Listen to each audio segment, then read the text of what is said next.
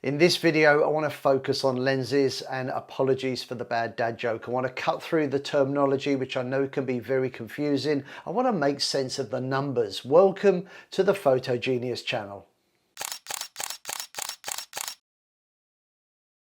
Hi, Paul here from Photo Genius. Welcome to my channel where I post regular photography tutorials. I share tips and tricks. Occasionally I do gear reviews as well. If you are new here, please consider subscribing if you want to learn how to get more from your digital camera. Now this week's video is all about lenses. Now this is a beginner's guide to lenses, so I want to try and cover a few topics. I want to talk about focal length, I want to talk about manual focus versus autofocus. We're going to look at image stabilization, filters, and maybe a few other things along the way. And if you enjoy this video and you like what you see, the best way to support me is to give this video a like. You'll find the button somewhere down here. Let's get into it. So let's start with the basics. On the front of this Canon camera, I have the 18 to 55mm lens. Now this is often referred to as the kit lens, and that's because it's the standard lens that comes supplied with most camera purchases. So that means a lot of you watching this video will also own this lens. Now later on, I want to talk briefly about wide angle lenses and also telephoto lenses, but for now, the kit lens, because it's so popular, is probably the best place to begin. Now, to give it its full and rather lengthy title, this is the Canon zoom lens EFS 18 to 55mm 1 3.5 to 5.6 ISSTM. Now that's a lot of info, so let's break it down and make some sense of it. So this bit's pretty straightforward. The lens is made by Canon and it's a zoom lens. Now a zoom lens means that we can adjust the focal length of the lens.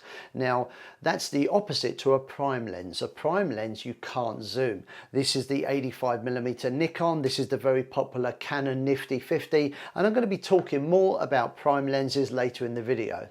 Adjusting focal length simply means that we can zoom in or zoom out, and we may choose to do this to maybe get closer to the subject. Maybe we want a wider view, and of course this will also affect composition. The letters EFS tell us that this lens is designed to be used on a cropped sensor camera or APS-C camera like this Canon T7 here. Now on the side of the lens towards the back you will see a white marker, and on the body of the camera there's a white marker, so when you're changing lenses you line up the markers and that's it, nice and easy.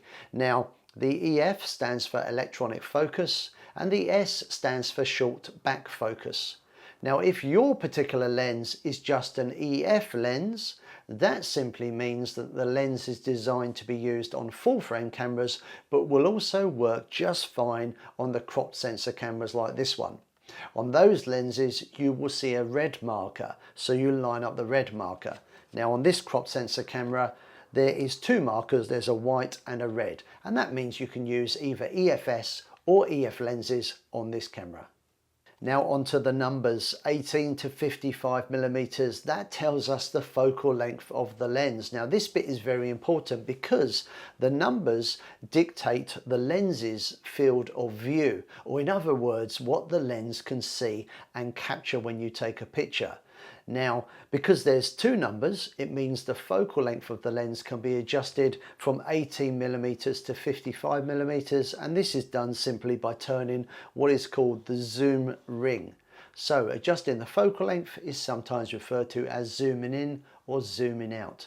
Now I've made another video all about this subject where I go into a bit more detail. I definitely recommend watching it later, so I've put a link in the description below this video.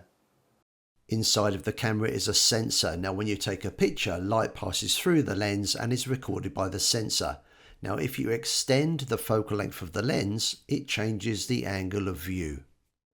The next set of numbers can be very confusing at first glance, but it is a good idea to understand what these numbers mean and what they tell us. Inside the lens there's an aperture. These numbers indicate how wide the aperture will open. This is good to know because it affects depth of field and exposure. By making the aperture bigger or smaller, we can affect how much light can pass through the lens.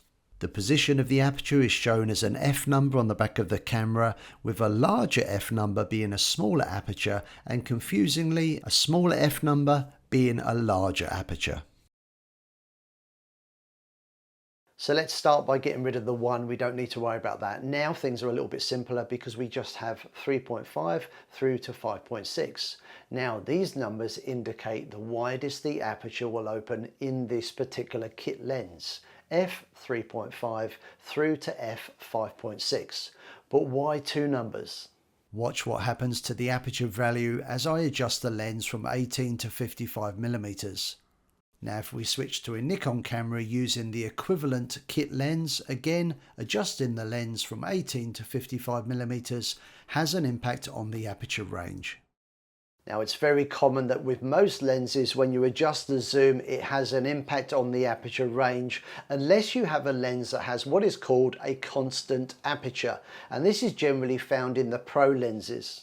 The letters IS tell us that this particular lens has image stabilization built in, and on the side of the lens there is a switch so you can turn it on or off. Now image stabilization is really good because it helps to reduce vibration by using what is called a floating element inside the lens. It is a good feature and not every lens has it. Now depending on which make of lens you have, image stabilization may go by a different name. Image stabilization helps to reduce any camera movement and therefore is great when you're using the camera handheld. But a really good tip here is if you're using a tripod, turn the image stabilization off. The letters STM stand for step-in motor, and this will be of particular interest for those of you who want to record video with your camera as well as take photos. Let's compare 2 lenses. This is an older version of the Canon 50mm prime lens, and as you can hear, the focus motor is very noisy. With the introduction of STM focus motors, as featured in the newer version of the Nifty 50, focus speed and efficiency has been improved, and of course the motor is nearly silent, making it ideal for use when recording videos. Now there's plenty more coming up in this video, but hopefully I've helped make sense of some of the numbers. Of particular interest to most will be the focal length and the maximum aperture. Also on the front of the lens we see the number 58, in fact it's 58mm, indicating another measurement. Now this is the diameter at the front of the lens, and this tells us that if we want to put filters on the front of this lens they have to be 58mm or they won't fit and you will need to use an adapter.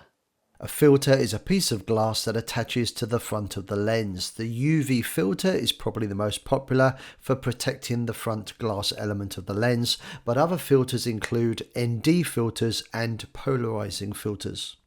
Now when buying filters, it's important to purchase the correct size filter for your lens, but of course if you have a few lenses it can become expensive, so a more practical solution is to go for a filter system which you can adapt to suit different lens sizes.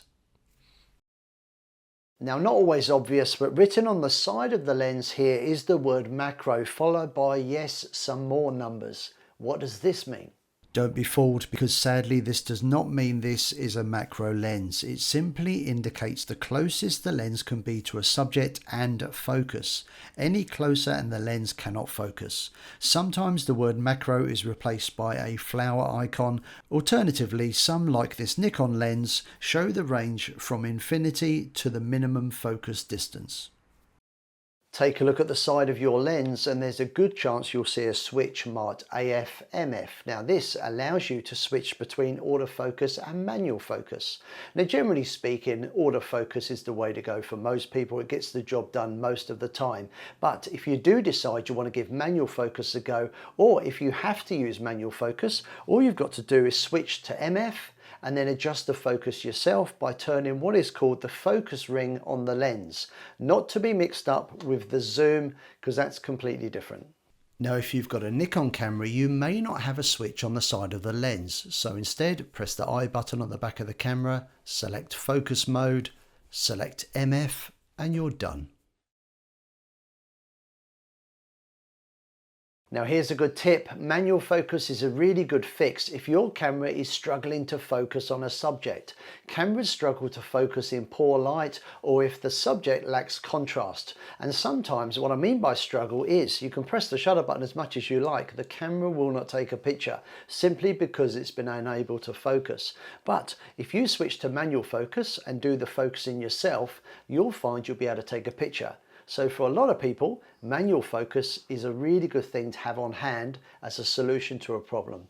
So now we have a better understanding of this kit lens, let's now take a look at two alternative and very popular lens choices, wide angle and telephoto lenses. We know that focal length affects field of view, and with the kit lens, the shortest focal length will give the widest view. This image was taken with a Canon 80D and the kit lens set to 18mm. Swapping to a wide angle lens, I was able to lower the focal length to 10mm and get a significantly wider field of view. Now sometimes of course you won't want to shoot wide. What you want to do is you want to zoom in on a subject that's further away, and with the kit lens you've got a bit of zoom, but it's only up to 55mm, which to be honest isn't going to get you that close. So the next step, if you want to get really close to the action, is maybe to consider a telephoto lens. This first image was taken with the lens at 18mm. Now extending the focal length on the kit lens to 55mm, this is the maximum zoom available. I then swapped the kit lens for a telephoto lens, and here's how much closer 70mm gets you. But check this out, at 300mm we can almost see what's on the TV. Now if you like using telephoto lenses, I've got a really good tip for you. Now a long lens like this will get you close to the action, but will also really exaggerate every tiny movement of the camera. Now a tripod may be a good solution, but will restrict your movements. And if you're photographing something that's moving like sports or wildlife, that may not be ideal. So my solution here is to consider a monopod. Now a monopod is great because it gives you stability in the vertical but allows you to pan very quickly and react when your subject moves, and they are really awesome. Now earlier in the video you may recall I mentioned prime lenses, and I wanted to get back to these. This is the 85mm prime lens from Nikon. This is the Canon 50mm prime lens, also known as the Nifty 50, very popular lens. Now with a prime lens the focal length is fixed, unlike this lens of course, which is a telephoto lens. With this I can adjust the zoom and this adjusts the focal length, but with a prime lens there is no zoom. Now some may see this as a negative, but with prime lenses there's a big positive, and it's all to do with the aperture. In the same way that a zoom lens adjusts the field of view, so it affects the aperture. Now with a prime lens there is of course no zoom, the focal length is fixed, and as a result a prime lens will have wider apertures. Now take a look at this popular Nikon lens. The focal length here is 35mm and the aperture can open to f1.8. This is significantly wider than setting the kit lens to the same focal length, where the aperture is now f4.5 at its widest. Here is the Canon L series 35mm lens, the same focal length but a wider aperture of f1.4. I'm a big fan of the Nikon 85mm f1.8 lens for the Z mount, a really great portrait lens. And if you are a Canon user, then I would absolutely consider adding the 50mm f1.8 STM prime lens to your kit. This is incredible value for money and often referred to as the Nifty 50. You'll find a link below this video if you want to find out more. A wider aperture means that more light can pass through the lens, which makes them a good choice for shooting in low light situations. Plus, with more light passing through the lens, we are able, if we want to increase the shutter speed. Now this can be very useful for people photographing moving subjects, because you want to use a fast shutter speed to freeze the action. A larger aperture also means a shallower depth of field. Now I've made a separate video all about this one and I'll put a link in the description below so you can check it out. But if you want really blurry backgrounds, then really you want to get that f number really low. The lower the f number, the shallower the depth of field, the blurrier the background, and that's where prime lenses come in. Okay, next up is lens hoods. Now a lens hood fits onto the front of the lens like so. And as you can see, they come in all different shapes and sizes. They are built specifically for the lens. So this is for the wide lens, this is for the nifty 50, this is for the 85mm lens. Now when you're not using them, what you can actually do is reverse them and put them on backwards, and that way they take up less space in your camera bag. But the whole purpose of the lens hood is mainly to stop unwanted light from spoiling your picture. And what I'm talking about here is lens flare. Now as a bonus, it will help to make your picture a bit more contrasty, and it will also help to protect your lens from getting damaged. So I think a lens hood is a really good investment. Now, as I said at the beginning of this video, this is a beginner's guide to lenses. So I've not managed to cover absolutely everything, but I really hope along the way you've picked up some cool tips. And if you did, please let me know by giving this video a thumbs up, because that really does make a difference. It really does help support the channel. Now, if you've got a question relating to lenses, cameras, or anything photography related, you can leave your questions and comments in the section down below this video. And I hope you will also consider subscribing, because I try to bring out new videos every single week, and all the videos are designed to help you take better photos. Hope to see you again sometime soon. See ya. Bye.